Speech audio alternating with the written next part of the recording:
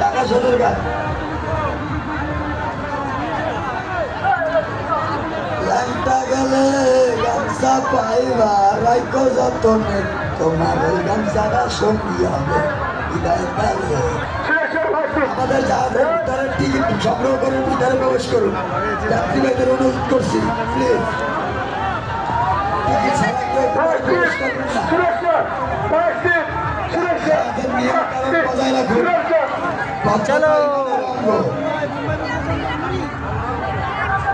ঢাকা সদরঘাট, ঢাকা সদরঘাট, ঢাকা সদরঘাট, ঢাকা সদরঘাট। যারা